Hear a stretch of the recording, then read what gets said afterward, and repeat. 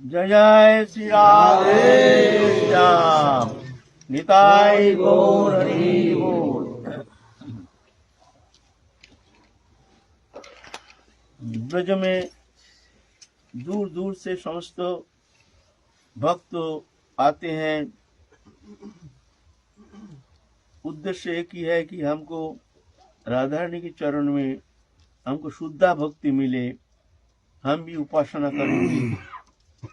तो भगवत प्राप्ति की तीव्र लालसा लेकर के सब आते हैं ब्रज में। कोई साधारण नहीं है। सब कोई तो आना नहीं चाहते हैं, फिर भी बहुत है आके रोते हैं, ऐसे बुरी तरह से रोते हैं, बाबा हमको ब्रजवास मिल जाए, थोड़ा ऐसे कृपा करो हमको ब्रजवास। कितना ब्रज के प्रति निष्ठा, आकर्षण। मूल उद्देश्य है जुगल किशोर चरण में शुद्धा भक्ति प्राप्त करना। लेकिन ये शुद्धा भक्ति जो है बहुत कठिन है। कठिन माने ऐसा नहीं जो बड़ा कष्ट स्वीकार करना पड़ेगा, ऐसे बात नहीं है। कठिन है कि हमारे मानसिकता, हमारे जो मन जो है ना, जब तक जाकर के समस्त विषय वस्तु पदार्थ से पूर्ण रूप से निवृत्त नहीं होता है, तब तक जाकर के वो प्रेम आस्वादन करना कदापि संभव नहीं। ये भक्ति मार्ग में ये विशेषता। यहाँ योग, ज्ञान, तपस्या आदि व्रत अनुष्ठान, इसका उतना श्रेष्ठता है नहीं। ये भी करना चाहिए, लेकिन इसके उद्देश्य ये नहीं कि योग, ज्ञान, तपस्या, व्रत नियम आदि स्तव स्तुति आदि के द्वारा हम भगवत प्राप्ति कर लेंगे, वो प्रेम प्राप्त कर लेंगे, ऐसा नहीं। बोला तो क्यों करते हैं ना, इसके द्वारा हमारे मन शुद्ध होकर के हमारे मन भगवत प्राप्ति के जो उपयुक्त ऐसे हमारे मानसिकता बन जाए, वह हमको पहुंचना है। पहुंचने के लिए ये साधन मार्ग अवलंबन करना चाहिए। पहले साधन मार्ग अवलंबन करके फिर चलना जो हमारे लिए सहज हो जाता है, नहीं तो वहां पहुंचना बहुत कठिन हो जाता है। तो सभी आते हैं, सब उद्देश्य की है कि हमको राधा रानी के चरण में प्रेम मिले, भक्ति मिले। अब प्रश्न होता है जो इसमें सहज बोलिए सरलतम साधना क्या है? हमारे द्वारा तप तपस्या होना मुश्किल है। हम गृहस्थी है, नाना प्रकार कर्म चक्र में हम लिप्त हैं। एक मजबूरी हमारे लिए, एक बाध्यता हमारे लिए, एक स्वाभाविक एक मुग्धता, ये मान लीजिए, ये हमारी कमी ठीक है, लेकिन हम तो इससे मुक्त नहीं हो पा रहे। चेष्टा करके भी हम इससे मुक्त नहीं हो पा रहे। परिस्थिति, परिवेश आदि हमको विवश कर देता है। संसार चक्र में रह करके हम विवशता के कारण हम उस तरह से भक्ति मार्ग अवलंबन करके साधन भक्ति ठीक ठीक जाजन करना हमारे द्वारा संभव नहीं हो पा रहा है। जो भी कोशिश करते हैं, लेकिन मन हमारा उस स्थिति में पहुंचता नहीं है। ऐसे लगता है जैसे भजन करते हैं, जब तब आराधना, ध्यान धारणा सभी करने का प्रयत्न करते हैं, लेकिन मन जहां के तहां जैसे फंसा हुआ है। ये कैसे हम वहां पहुंचेंगे, एक प्रश्न चिन्ह लग जाता है।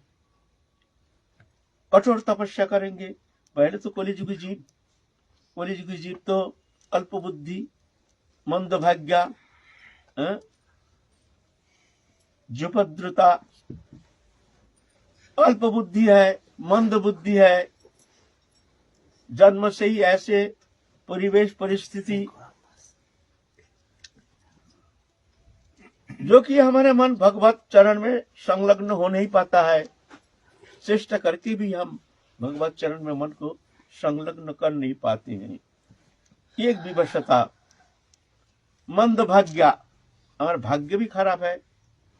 ऐसे संसार चक्र में फंसे हुए हैं, स्त्री पुत्र परिवार लेकर के उसको छोड़ भी नहीं पाते हैं, और संसार में रह करके वैराग्य साधन भी हम कर नहीं पाते हैं, तीव्र भजन भी कर नहीं पाते हैं। लेकिन लालसा हम में है, तीव्र लालसा है कि हम कैसे, कौन उपाय अवलंबन करके ऐसे सरल पंथा अवलंबन करके हम भगवत प्रेम सान्निध्य प्राप्त करने में समर्थ हो सकते हैं। एक प्रश्न चिन्ह आता है ना। तो सबसे सरलतम साधना क्या है इस परिस्थिति में, जब हमारा मन हम संलग्न नहीं कर पा रहे हैं, तो हमारे लिए कुछ सरल उपाय बताओ जो सहज उपाय अवलंबन करके हम भक्ति प्राप्त कर सकते हैं। और भक्ति प्राप्त करने का साधन भजन तप तपस्या आराधना जप तप आदि ये प्रधान नहीं है। ये भक्ति मार्ग है कृपा सापेक्ष, और जितना मार्ग है वो साधन सापेक्ष है। जैसे ज्ञान मार्गी है, ज्ञान उपासना, नेति नेति विचार, वेदांत विचार इत्यादि प्रधान उनके आराधना के प्रधान केंद्र है। फिर योग मार्ग में आप शरीर निरोग होना चाहिए। फिर यौगिक क्रिया गुरु से प्राप्त करते हैं, वो क्रिया गुरु प्रदान करते हैं। नेति धोती, फिर नवोद्धार बंधन, जोग मुद्रा, खिचड़ी मुद्रा, ये सब है क्रिया साधना शरीर का। बहुत सारे साधन पद्धति है, श्वास प्रश्वास की क्रिया है, इरा पिंगला सुषुम्ना नारिका, ये सब योग साधना है। वहाँ साधना प्रधान है, वहाँ भावना प्रधान नहीं है। भावना से योग साधना होगा नहीं, क्रिया प्रधान है। पहले तो निरोग काया होना पड़ेगा, निरोग काया नहीं होने से योग साधना होगा नहीं। भावना प्रधान नहीं, क्रिया प्रधान है। सदगुरु से वो क्रिया जो आपको प्राप्त करना पड़ेगा। ऐसा नहीं जहां तहां से अगर आप योग साधना के लिए प्रक्रिया जो है आप शिक्षा करके आप अगर आप चाहते हैं हम यौगिक साधना के द्वारा हम भगवत प्राप्ति करेंगे, थोड़ा सा भूल होने से ऐसा कठिन व्याधि पकड़ लेता है जो वो व्याधि कोई डॉक्टर भी ठीक नहीं कर पाएगा। अगर योग साधना में थोड़ा भूल हो गया, बड़ा खतरनाक है। ऐसा हमने देखा है, बहुत सारी चेष्टा करके बीमार ग्रस्त हो गया, कुछ क्रियाकर्म का ऐसे कुछ गलत हो गया जिससे बीमार ग्रस्त होकर अल्पायु होकर के मृत्यु को वरण कर लेता है ना। क्रिया प्रधान है, लेकिन हमारे भक्ति मार्ग में कृपा साध्य है। वो कृपा भगवत प्रसन्नता। ओ कृपा कैसे होती है? कृपा तो अहित की कृपा तो जोड़ करके होता नहीं है, वो अहित की कृपा है। तो कृपा कैसे होती है ना? भगवत प्रसन्नता, हमारे राधा रानी की प्रसन्नता। आप प्रश्न आता है हम राधा रानी को कैसे प्रसन्न करेंगे? ऐसा सरल उपाय बताइए। नाम करते हैं, जप करते हैं, तप करते हैं, आराधना करते हैं, सभी करते हैं, लेकिन इससे भी क्या और कोई सरल पंथा है जिस पंथा अवलंबन करके सहज उपाय से हमारे मन विषय से ग्रस्त है, ऐसे हमारे दुर्दशा ग्रस्त होने का कारण भी ऐसा कोई उपाय है जिस उपाय अवलंबन करके हम समस्त दुर्दशा से मुक्त होकर के भगवत प्रेम सान्निध्य प्राप्त कर सकते हैं। तो प्रेम सान्निध्य का एकमात्र उपाय है भगवत प्रसन्नता। जब तक राधा रानी प्रसन्न होने तो सब मिल जाएगा, कुछ करने का आवश्यकता नहीं। प्रसन्नता, उनकी प्रसन्नता। आप भगवत प्रसन्नता के श्रेष्ठ उपाय क्या है? तो यहाँ पुराण आदि, वेद पुराण आदि हमारे सनातन धर्म सनातन शास्त्र पुकार पुकार के कह रहे हैं, महत शिवायं धर्माहुर विमुक्तिस्तमुदार जैसे संगी संगम। दो मार्ग है, एक मुक्ति मार्ग और एक है संसार मार्ग। तो महत पुरुष की सेवा यह है मुक्ति का द्वार।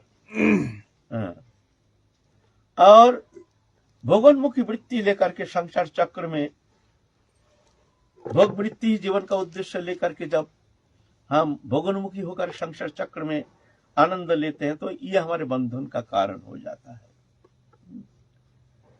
भगवान कहते हैं सिद्धिर भवति वनेति संशय अच्युत सेविनाम निसंशयस्तु तद्भक्त परिचर्य रतात्मनम। सिद्धि होगी कि नहीं इसमें संदेह है जो भगवान के भजन करते हैं, अच्युत सेविनम, भगवान अच्युत के जो भजन करते हैं उसकी सिद्धि होगी कि नहीं, उसमें संदेह है। कब सिद्धि होगी कोई गारंटी नहीं है, कब भगवान कृपा करेंगे। लेकिन निसंशय तो कोई संदेह नहीं है, तद भक्त परिचर्या रतात्मनम, उनकी भक्त की सेवा में जो रत रहते हैं, भक्त की सेवा, सेवा माने भक्त की प्रसन्नता, भक्त कैसे प्रसन्न होते हैं तदनुसार आपको उनकी प्रसन्नता के लिए कोशिश करना पड़ेगा। ऐसा नहीं जाके बैठे बैठे उनके चरण दबाना शुरू कर दिया, उनका झूठा लेकर के खाना शुरू कर दिया, ऐसा नहीं। इसमें कभी कभी अपराध हो जाता है।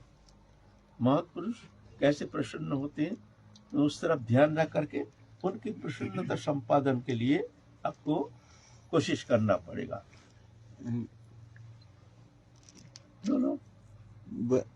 वैष्णव सेवा में क्या महत्पुरुष का होना ही जरूरी है, या कोई भी भक्त जिसको कुछ आवश्यकता हो, ये इनके इन प्रकार कोई भी आवश्यकता हो, उसकी क्षतिपूर्ति कर देने से क्या वो महत्व के अंतर्गत ही आएगी? या देखो महत् सेवायंग कहते, महत् सेवायंग दारमाहुर विमुक्ति, महत् पुरुष की सेवा मुक्ति का द्वार है। मद्भक्त पूजब अधिको सर्वभूतेषु मन्मना, हमसे भी हमारे भक्तों की सेवा हमसे ज्यादा होनी चाहिए। माने तुम जो हमारे भजन पूजन करते हो ना, सेवा करते हो, उससे भी अधिक महत्पुरुष की सेवा हमसे ज्यादा होनी चाहिए। हमको जिस तरह से सेवा करते हो उससे ज्यादा होनी चाहिए। मद्भक्त पूजब अधिक, हमसे अधिक होनी चाहिए। श्रीमद् भागवत कहते हैं, हम नहीं कह रहे हैं। रामचरितमानस में क्या कहते हैं, मुझ से संत अधिक करो लेखा, हमसे भी संत को ज्यादा समझना, समझ करके उनकी सेवा करने के लिए प्रयत्न करना चाहिए काय मन वचन से। हमारे चैतन्य चैतन्य कहते हैं, आमा হইতে আমার ভক্তের सेवा बड़ो, वेद पुराण आदि शास्त्र यही कोइलेन दड़ो। हमसे भी हमारे भक्त की सेवा अधिक है, वेद पुराण आदि शास्त्र ये दृढ़ करके कहते हैं।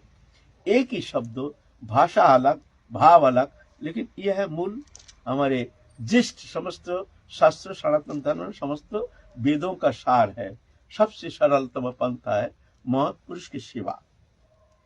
अब महत्पुरुष की सेवा हम महत किसको मानेंगे, ये भी एक बात है ना। महत्पुरुष का लक्षण है महंतास्ति समचित्ता प्रशांता विमन्नम सुड़ित साधव जे, ये गुण जिनमें वो महत्पुरुष। गृहस्थ भी हो सकता है, ऐसे नहीं जो जंगल में जाके त्याग वृत्ति लेकर भजन करते हैं वही महत हो सकते हैं, गृहस्थ में रहते वो महत नहीं हो सकते, ऐसे नहीं। ऐसे भ्रांति में नहीं पड़ना। संसार में भी अच्छे अच्छे महत्पुरुष रहते हैं, देखने में गृहस्थी जैसे, लेकिन महत्पुरुष। हनुमान प्रसाद पोद्दार जी गृहस्थी थे, हनुमान प्रसाद पोद्दार जी दृष्टा पुरुष है ना। ऐसे महत्पुरुष गृहस्थ में भी हो सकते, उनमें ये गुण रहना चाहिए। महंत समचित्ता, समचित्ता और सबके प्रति समान भाव, सब में प्रभु है जान करके सबके प्रति आदर बुद्धि, किसी को अपमान नहीं करते हैं, किसी को हीन भावना से नहीं देखते हैं, क्यों जानते हैं सब में प्रभु विराजमान है, सब हमारे लिए आदरणीय, हमारे लिए प्रणम्य है। समचित्ता मनस्यतानि भूतानि प्रणमेद बहुमानयन ईश्वर जीव कलाया प्रविष्ट भगवान इति, मन के द्वारा समस्त जीव में प्रभु है जान करके एतानि भूतानि प्रणमेद, समस्त भूत जीव जगत सबको प्रणाम करना। अगर तुम वो प्रेम भक्ति प्राप्त करना चाहते हो, चाहे कोई भी मार्ग अवलंबन करो, इसका मतलब ये नहीं जो हमारे ये मार्ग अवलंबन करो उनके लिए है और जो ज्ञान मार्गी है वो बात चलेगा नहीं, सबके लिए। यहाँ तो ये फाउंडेशन है, ये बेस है, इसको ओवरटेक करके कोई धर्म साधन होना संभव नहीं, ये फाउंडेशन है। मनस्यतानि भूतानि प्रणमेद बहुमानयन, मन के द्वारा मन ही मन में एतानी भूतानी प्रणमे, जितना जीव जगत भूत है, भूत किसको कहते हैं ना, पंचभौतिक शरीरधारी जो भी प्राणी है उसको भूत कहा जाता है। पंच महाभूत अग्नि जल आकाश वायु पृथ्वी 5 तत्व से बनी हुई जो शरीर, ये शरीरधारी प्राणी मात्र भूत कहा जाता है। तो जो भी प्राणी है जिसमें प्राण है, प्राण क्रिया है, वही भूत है, उसको तुम प्रणाम करना। सब में प्रभु है जान करके बहुमानयन, ऐसे नहीं, बहुत सम्मान के साथ। सम्मान माने ऐसा थोड़ी है जो कुत्ता है उसके पाम धो के हम पानी पिएंगे, ऐसा थोड़ी होता है ना। मन में सम्मान करना, जो ये तो अबुद्ध प्राणी है, लेकिन एट शुअर है, थोड़ी हम उसको घर में बुला लाएंगे, छूना भी नहीं चाहिए, लेकिन मन में जानना जो इसमें भगवान है, ये तो अबोध प्राणी है, मन में सम्मान करना, मन मनुष्यतानी, मन में इसको सबको सम्मान करना।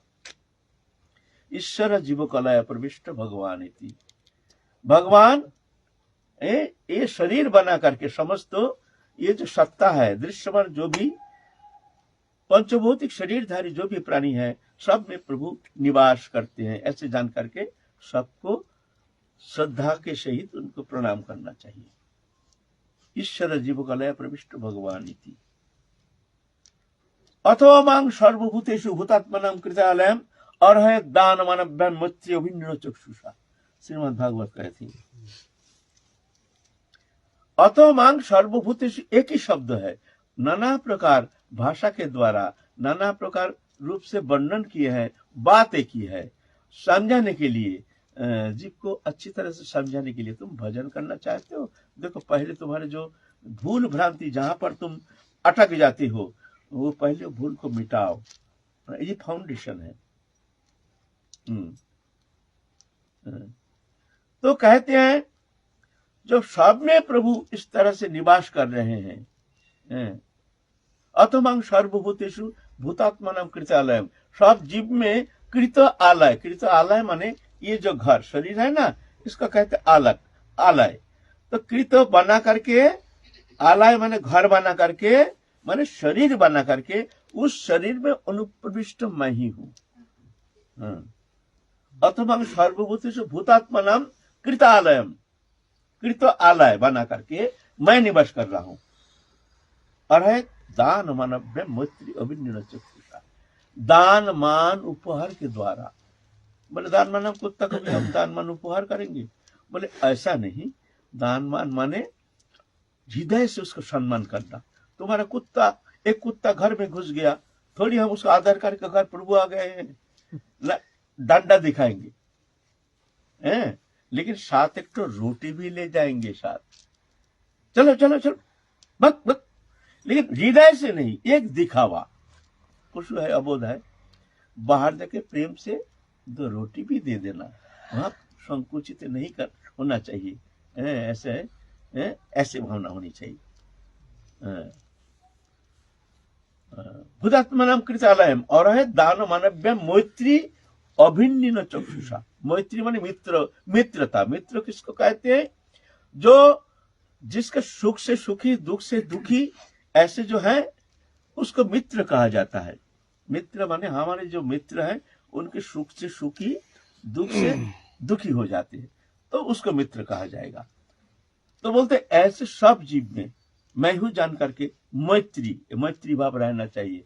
अभिन्न चक्षुषा, अभिन्न माने मैं और उसके भीतर जो विद्यमान है एक ही है, इसको कहते अभिन्न चक्षु। अहं ही सर्वकल्पनां सदृचिनो मतो मम मद्भाव सर्वभूतेषु कायमन वाक्य वृत्ति भी। हम आते हैं वैष्णव सेवा में, आएंगे। पहले ये थोड़ा सा एक बहुत इंपॉर्टेंट चैप्टर है, भजन जीवन में आगे बढ़ने के लिए बहुत ही इंपॉर्टेंट एवं अनअवॉइडेबल, इसको हम अवॉइड नहीं कर सकते हैं किसी भी अवस्था में, है ना। जब भगवान महाप्रयाण करेंगे, उधर कुरु पांडव का युद्ध समाप्त हो गया, द्वारका में भगवान है वीर, प्रभास क्षेत्र में जाकर के सब यदुवंशी समाप्त हो गया, तो भगवान अब लीला संवरण करेंगे। बलराम, साक्षात बलराम हो तो महाप्रयाण कर चुके हैं, आप भगवान एक वृक्ष के नीचे बैठे हैं, आप महाप्रयाण करेंगे, लीला संवरण करेंगे।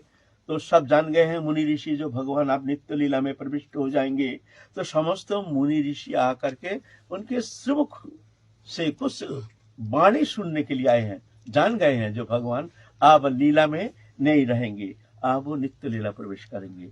उद्धव जी भगवान के प्रधानमंत्री तो है और परम ज्ञानी है, जान गए हैं जो आप प्रभु हमारे चलेंगे, लीला संवरण करेंगे। तो उद्धव जी आए हैं, सब मुनि ऋषि बैठे हुए हैं, भगवान एक पैर के ऊपर रख करके जैसे विश्राम कर रहे हैं।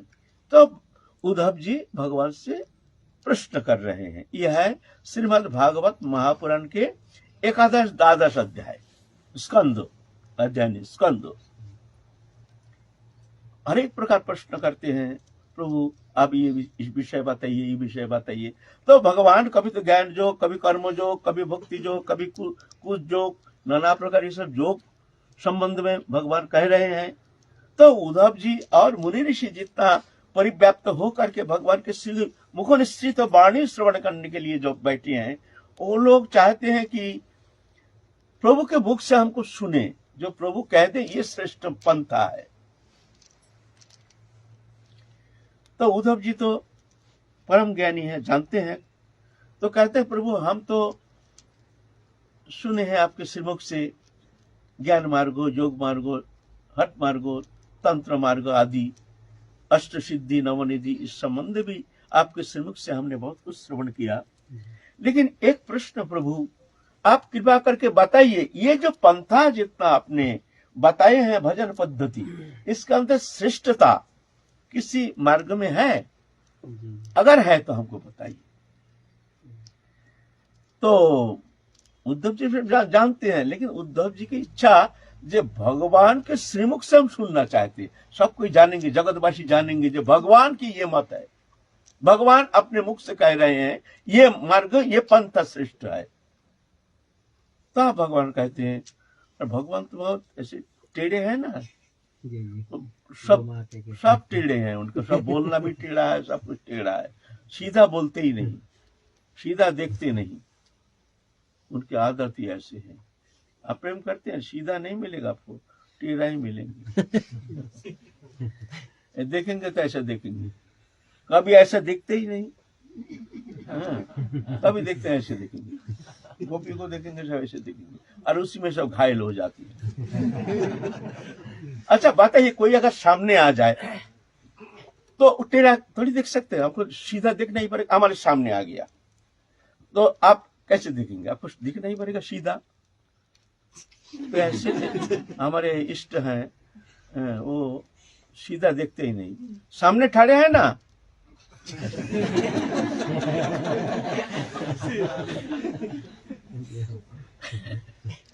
तो टेढ़े है ना, तो सीधा बोलते नहीं है, कहते हैं प्रभु आप कहिए। तो भगवान कह रहे हैं, देखो उद्धव जी, हम जब विश्व सरसज्जा में साहित्य थे, उस समय पंच पांडव के साथ हम गए थे, उनके सानिध्य में, उनके श्रीमुख से कुछ वचनामृत श्रवण करने के लिए उनके सानिध्य में हम लोग गए थे। उस समय हम यही प्रश्न किए थे, जो सर्वश्रेष्ठ उपासना पद्धति मार्ग कौन सा है। तो भीष्मदेव के मुख से हमने जो श्रवण किया, तदनुसार हम कह रहे हैं, वो हम भक्ति योग का श्रेष्ठता प्रतिपादन करते हैं। श्रीमद् भागवत पुराण में भक्ति योग, भक्ति योग का श्रेष्ठता। तो उद्धव जी देखते हैं, भाई ये भी तो आरोप कर दिया भीष्मदेव के ऊपर, भीष्मदेव के मुख से सुन करके बोल रहे हैं। हम लोग चाहते हैं भगवान कुछ बोले, अरे भीष्म के ऊपर थोप दिया, कह रहे आप जिसको श्रेष्ठ मानते हैं आप बोलिए। हाँ, हमने भीष्मदेव के मुख से जो सुना है, अब भक्त को आगे बढ़ा रहे हैं। नवयोगेश्वर संवाद कहते हैं, नवयोगेश्वर संवाद कहते हैं, हाँ वहीं पर एकादश स्कंद में ना, नवयोगेश्वर संवाद तो है ही। उस समय भगवान से जब प्रश्न किया तो भगवान ये कहे, हमने भीष्मदेव के श्रीमुख से जो सुना है तो आपके सामने हम वर्णन करते हैं। माने भीष्मदेव को आगे बढ़ा करके उनको श्रेष्ठता प्रतिपादन करते हैं। भक्त हमारे सर्वोपरि है, भक्त के मुख से सुन करके हम बोल रहे हैं। तो उद्धव जी देखते हैं, भाई भगवान के श्रीमुख से तो कुछ सुनना चाहिए, लेकिन क्या करें, तो बोलने के लिए तैयार ही नहीं, कुछ ना कुछ बहाना बनाते हैं। तो आखिर में कहते हैं प्रभु हम आपके श्रीमुख से सुनना चाहते हैं, इसके अंदर आपके जो मत है तदनुसार आप बोलिए, इसके अंदर अगर श्रेष्ठ कोई पंथा है, उपाय है, वो आपके श्रीमुख से सुनना चाहते हैं। आप भगवान किसके ऊपर थोपेंगे? अब देखते हैं हमको बोलना ही पड़ेगा। तो उस समय श्रीमद् भागवत महापुराण में कहते हैं अहं ही सर्वकल्पानां सदृचिनो मतो मम मद्भाव सर्वभूतेषु कायमनो वाक्य वृत्ति भी। यह है श्रीमद् भागवत महापुराण के अंतिम श्लोक। इसके बाद श्रीमद् भागवत में एक भी कोई उपदेश मूलक शब्द है नहीं। ये श्रीमद् भागवत के अंतिम उपदेश। अहं ही सर्वकल्पानां सदृचिनो मतो मम, मैं सबके भीतर विराजमान हूं, ये तुम ऐसे भावना करो। मद्भावो सर्वभूतेषु कायमनो वाक्य वृत्ति भी, हमारे जो भाव, ये भाव माने मैं हूं, ऐसे भाव सबके प्रति आरोप करो जो सबके भीतर प्रभु विराजमान है। मद्भावो सर्वभूतेषु काय मन वाक्य वृत्ति भी, काय मन वाक्य के द्वारा तुम इस तरह से सबके प्रति आरोप करो। मद्भावो सर्वभूतेषु, मैं ही हूं, उसके भीतर मैं ही विराजमान हूं, ऐसे जान करके सबके प्रति आदर बुद्धि, सबके प्रति सम्मानना, ये है हमारे अभिमत। अगर तुम जानना चाहते हो मेरे मत, तो ये सर्वश्रेष्ठ उपाय, ये उपाय के द्वारा ही तुम भगवत प्रेम सान्निध्य प्राप्त करने में समर्थ हो जाओगे। ये है हमारी मत, है ना। इसके बाद भगवान को ही तो कहने का मतलब है, समस्त शास्त्र निचोड़ करके बार बार कह रहे हैं कि सब में प्रभु है जान करके सबको प्रणाम करना, आदर करना, सबको सम्मान करना।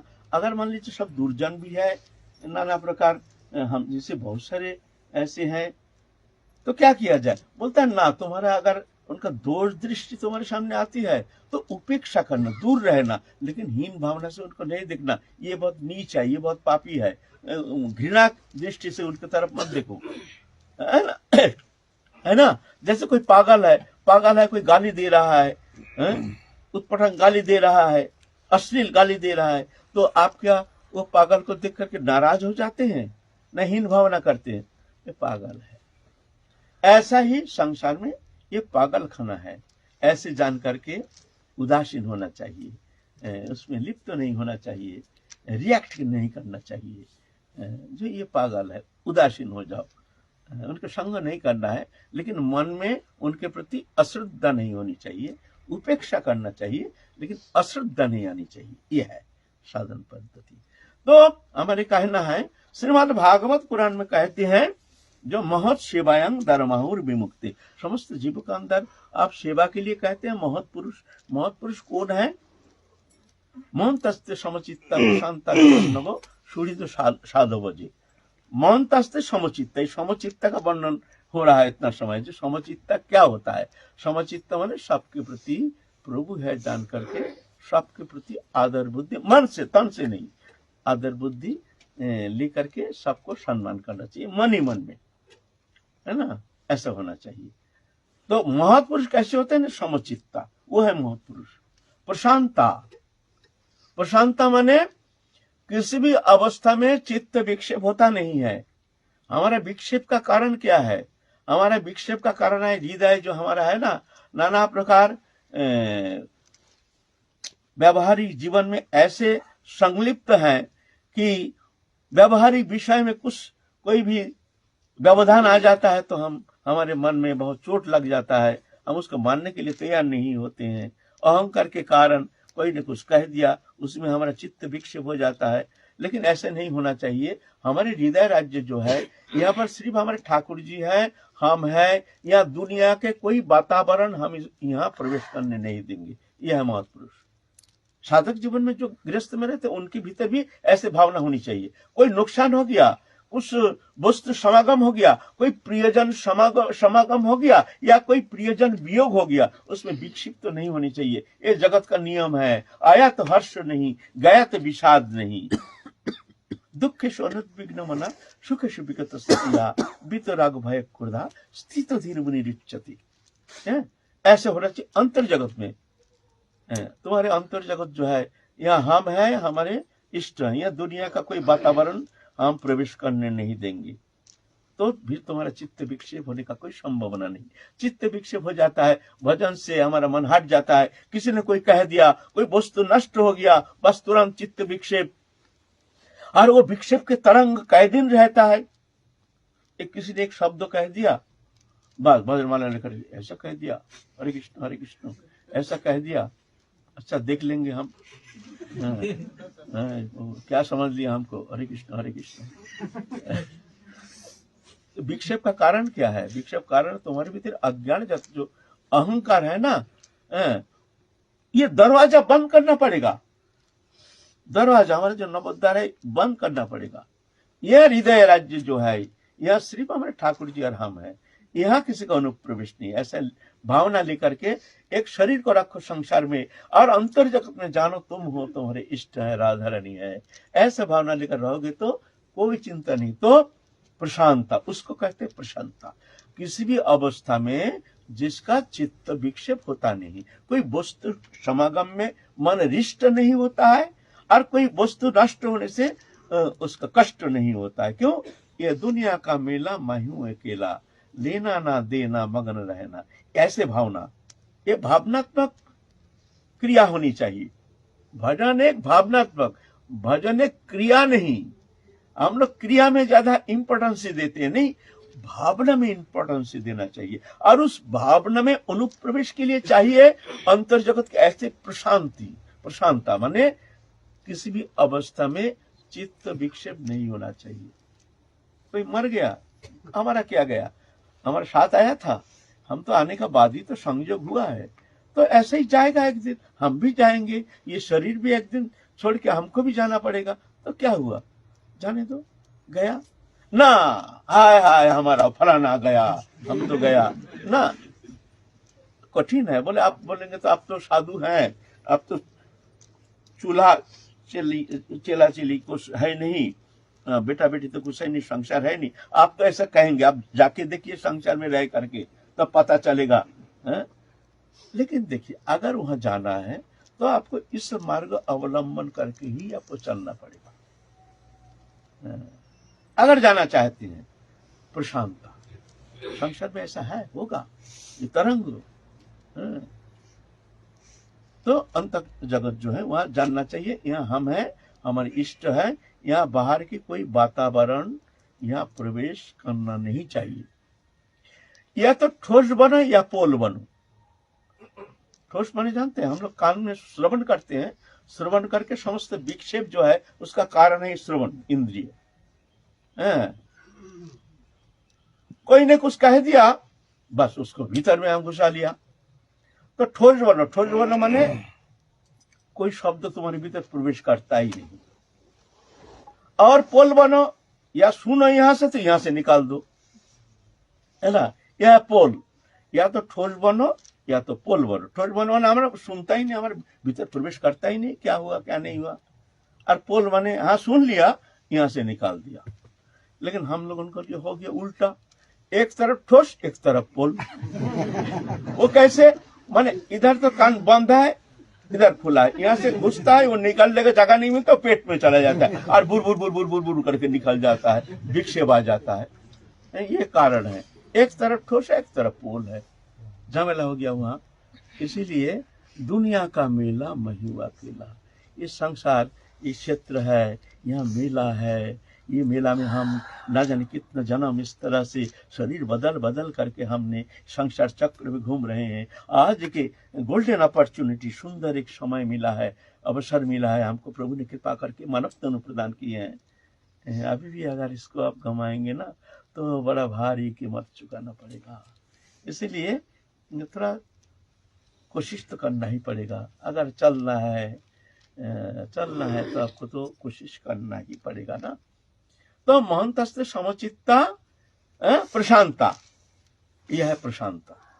और विमन्नव, विमन्नव माने क्रोधहीन, किसी भी अवस्था में क्रोधित होते रहिए। क्रोध एक महान अज्ञानता, अहंकार के कारण क्रोध पैदा होता है। हमारे भीतर जो अहंकार है क्या होता है, उसको कभी कभी जब विरुद्ध क्रिया होती है हम मानने के लिए तैयार नहीं होते हैं तो क्रोध आ जाता है। मान लेते हैं तो कोई क्रोध नहीं, जब मानने के लिए तैयार नहीं तो संघर्ष होता है मन के साथ अहंकार का, तो क्रोध उत्पन्न हो जाता है, गर्व हो जाता है। यह है महत् पुरुष के लक्षण। व्यन्नव सुहृद साधव, सुहृद सबके सुहृद हैं और साधव समस्त सद्गुण से भूषित है। ऐसे महत् पुरुष की सेवा करना चाहिए। अगर ऐसा बोले आप बोलेंगे तो हम महत् पुरुष को कैसे अनुसंधान करेंगे, अनुसंधान करके हम सेवा करेंगे? बोलते देखिए ऐसा नहीं, आप पहले मान लीजिए जो सब महत् है।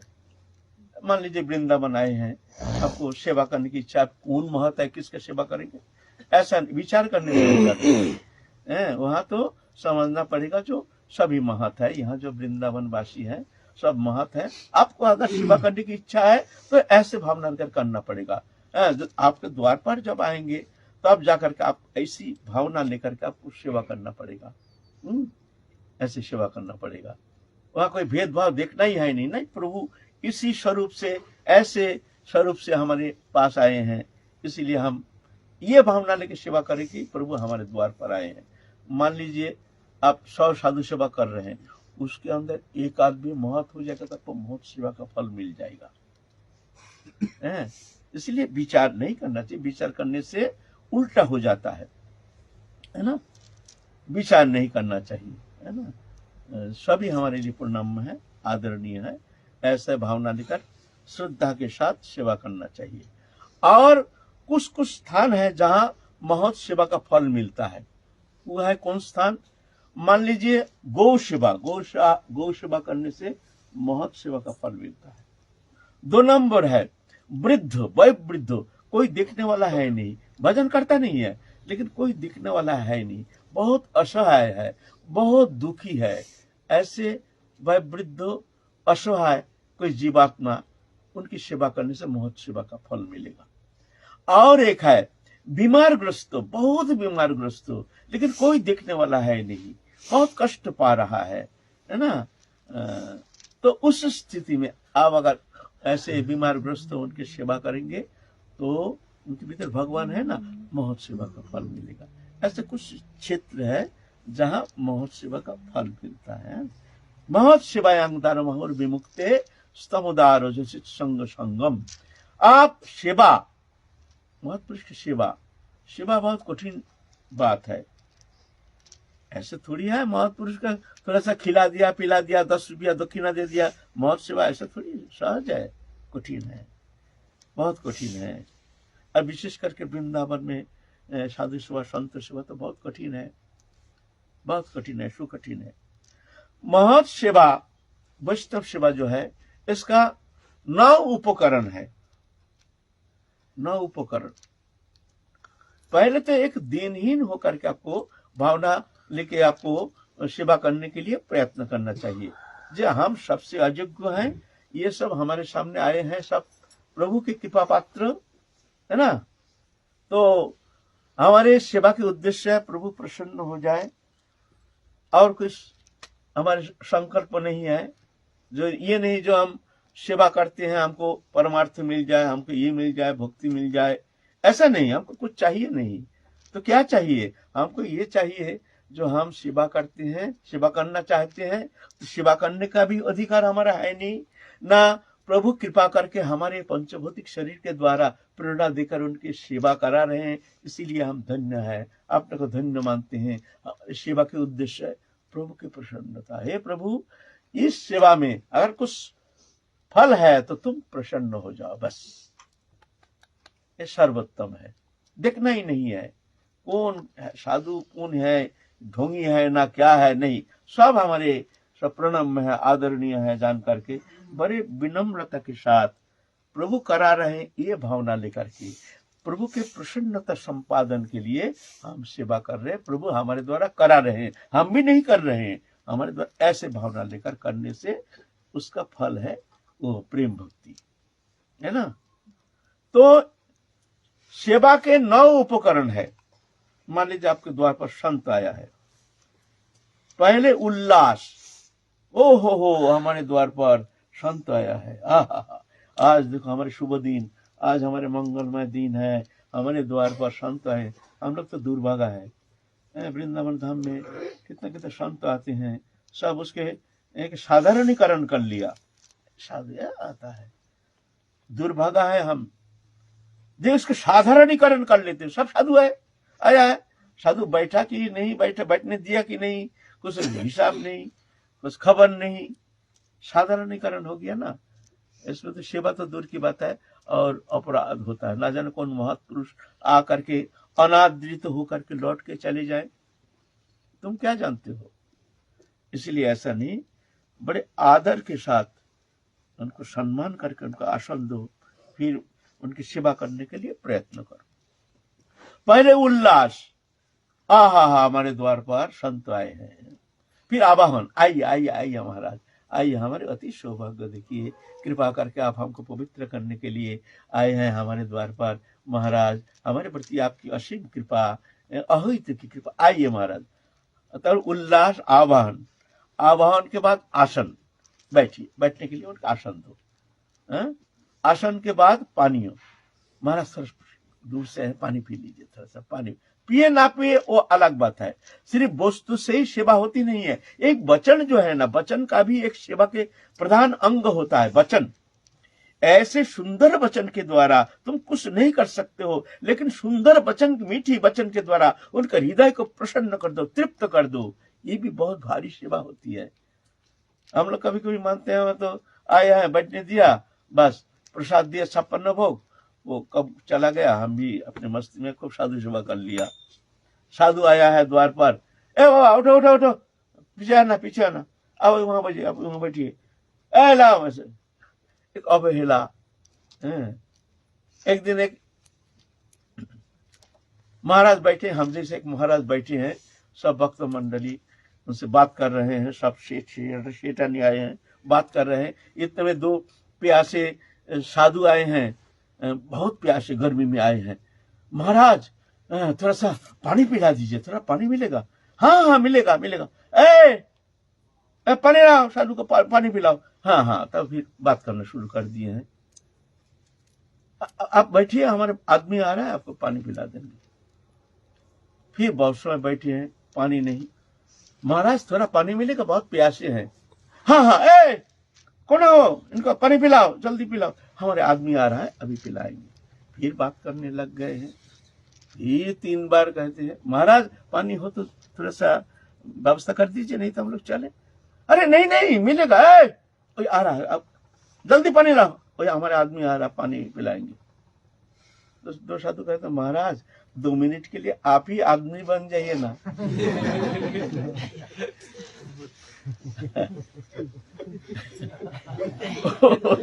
हमारे आदमी आ रहा, आदमी आ रहा।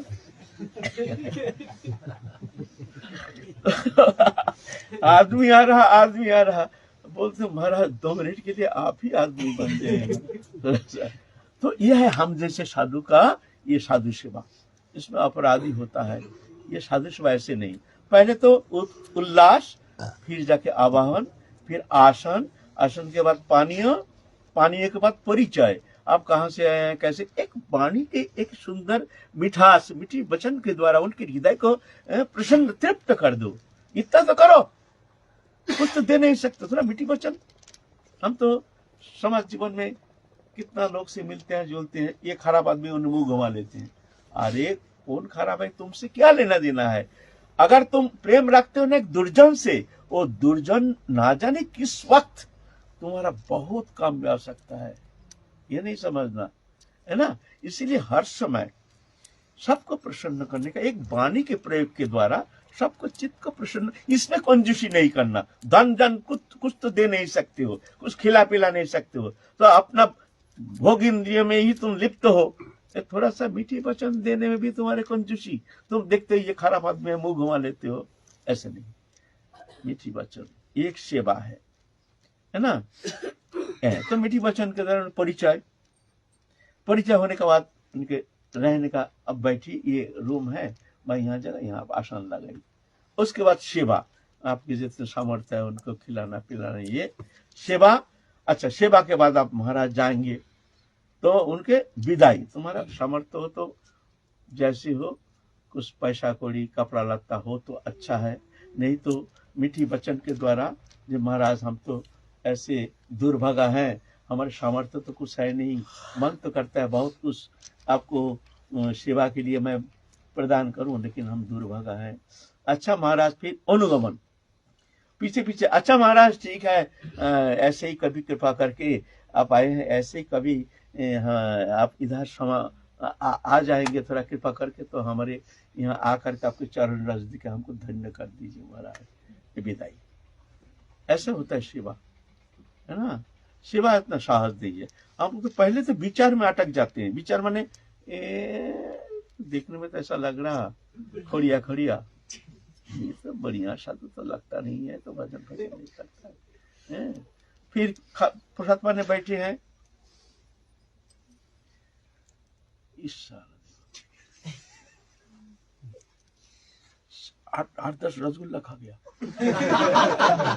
ये क्या भजन करेगा, ये क्या भजन करेगा?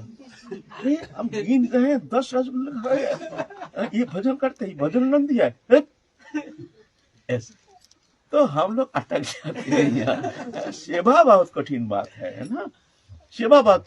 एक बार क्या हुआ, एक व्यक्ति था वो सेवा परायण था बहुत।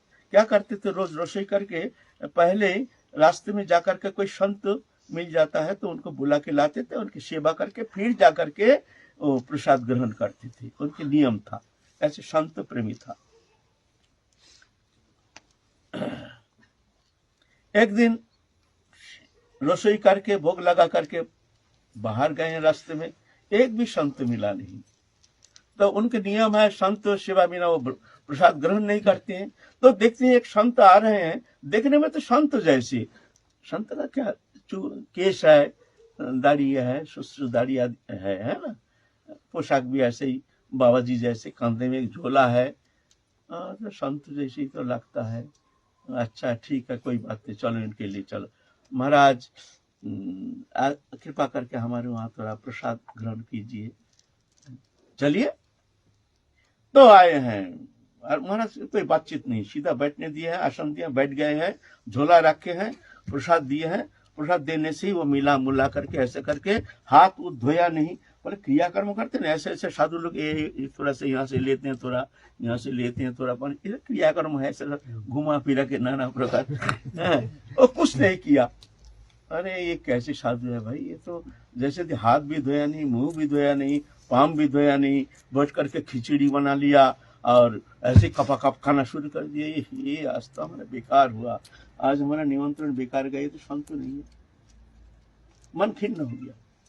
और साधु भी प्रसाद पाके गिलास में पानी दिया, वहां हाथ को ऐसा ऐसा करके बस कपड़ा में ब्रजवासी मार का ऐसे मुंह धो करके ऐसे करते हैं, गिलास में हाथ को ऐसे ऐसे करके ना, कपड़ा है ना इसमें, अरे कोई शुद्धाचार नहीं, हाथ धोया नहीं, मुंह धोया नहीं, इस तरह से बहुत क्रोधित हो गया, मन से पीछे खिन्न हो गया।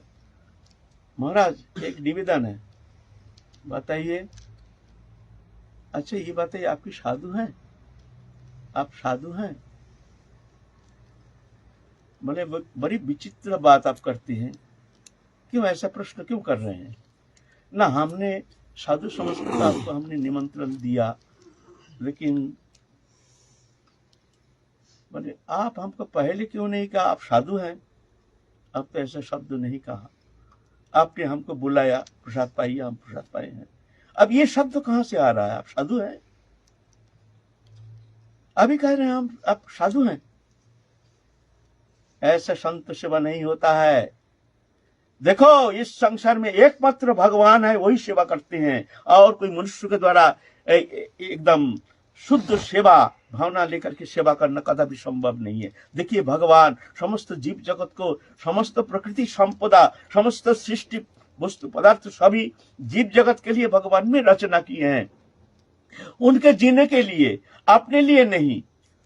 जो भी दृश्यमान वस्तु पदार्थ जो भी है, ये सब भगवान हमारे जीने के लिए सृष्टि किए हैं। जल, वायु, आकाश, ऑक्सीजन, धरित्री आदि सूर्य किरण से लेकर सब हमारे जीने के लिए। कितना दुष्ट है, दुर्जन है, देखो भगवान को मानते भी नहीं, लेकिन भगवान उनको किस तरह से सेवा करते हैं। भगवान ये नहीं सोचते हैं देखो ये तो हमको मानता नहीं है, ये तो दुष्ट है, चलो इसको बंद कर दो, समस्त प्रकृति संपदा से उसको वंचित। भगवान देखो एकमात्र भगवान सेवा कर सकते हैं, ऐसे सेवा होता नहीं है, ऐसे दंभ लेकर के कभी सेवा होती नहीं है। दंडवत महाराज, आप प्रश्न किए हैं, जब आप साधु हैं, अगर आप पहले प्रश्न करते तो हम कहते हम साधु नहीं, हम तो एक ऐसे ही भगवान के शिष्ट जीव हैं, चल रहे हैं प्रभु के उद्देश्य लेकर के।